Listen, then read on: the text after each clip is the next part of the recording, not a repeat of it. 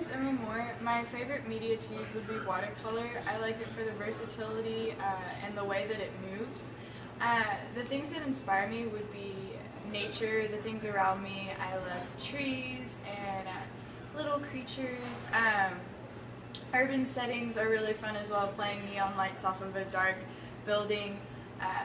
My younger siblings are also where a lot of my inspiration comes from. They're little kids, so they'll kind of do whatever, and I get to capture them making a crazy face and get to paint or draw that, and that's really fun. Over the past 2 years, I've been in the National Art Honor Society, the art club here at Central as a junior officer and a vice president. And through that, I've done things in the community such as the Thea Paves the Way Sidewalk Chalk event. I've also been in the Arkansas Young Artists Association where I competed last year. I was in the Young Arkansas Artists exhibit last year and won the Best Watercolorist of the Mid-South Award there. And over the summer, I went to the Savannah College of Art and Design for a week for a seminar over mixed media and graphic design. My most successful piece would be a watercolor. It's a realistic watercolor of a sticky bun that I entered into the AYAA competition last year, and it won an honorable mention. From there, I entered it into the YAA exhibit and got in. And from there, I got the Best Watercolorist of the Mid-South Award. And it also helped me with some scholarships, so I consider it one of the better pieces that I've done. It's also my favorite piece because I love the color that I got to use. It was my first realistic watercolor, and I really enjoyed the experience of that. And also because when I turned it in, I didn't really consider it my greatest piece. I thought it was good, but I was just excited to get it in. So when I saw how well it did and how it was so well received, I got to kind of take a step back and look at it and kind of reassess the value of it. And so that piece really taught me how important that is. My favorite artist would be Salvador Dali. I really like the abstract realism and the surrealism that he incorporates into his art. And also because I think using a melting clock as your signature to use an object rather than a name is something really unique in its own right.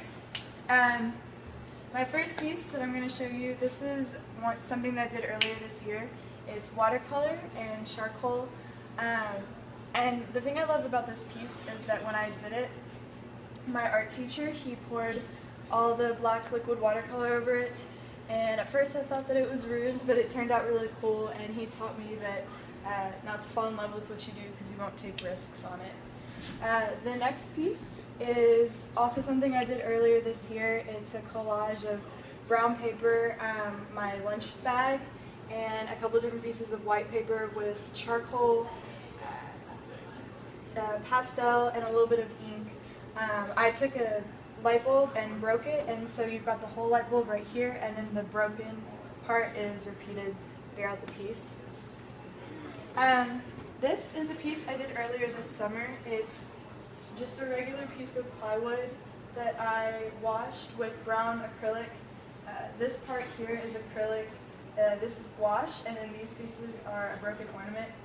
And I wanted to kind of show a woman like letting things go, whether they're good or bad, and just kind of the power in that. This next piece is from a photograph that a friend of mine took of a homeless man who lives here in Little Rock. It's just a simple pencil drawing, and I don't usually do those a lot, so I really enjoyed this piece. I liked working with the texture in his hair and the shadows in his clothes. And this is a photocopy of the watercolor piece that I was mentioning earlier. It's still on exhibit, so that's why it's not here. I mean, you can kind of see through the printed image the colors that I got to use. I really enjoyed using wet on wet and glazing techniques interchangeably to really get a realistic feel for that. The artist that I chose for my person was Elaine de Kooning.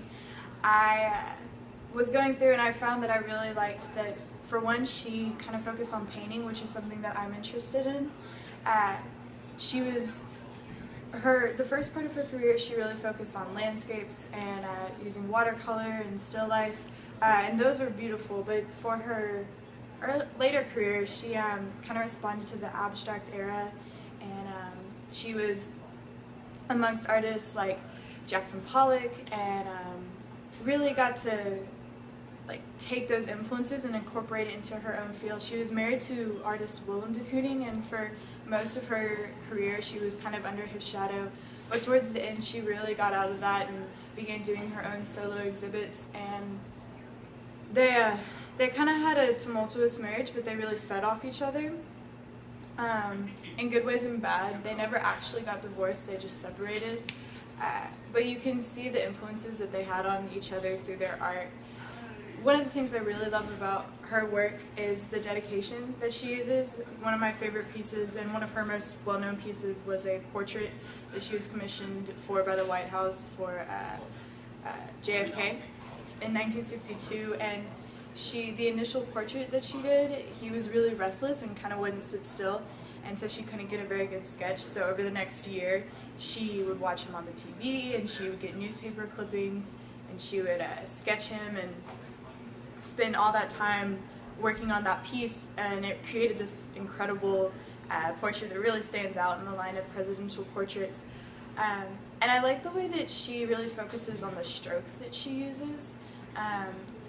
It's such a small part of painting, but she makes it so big and really emphasizes and brings out her subject through the strokes that she uses.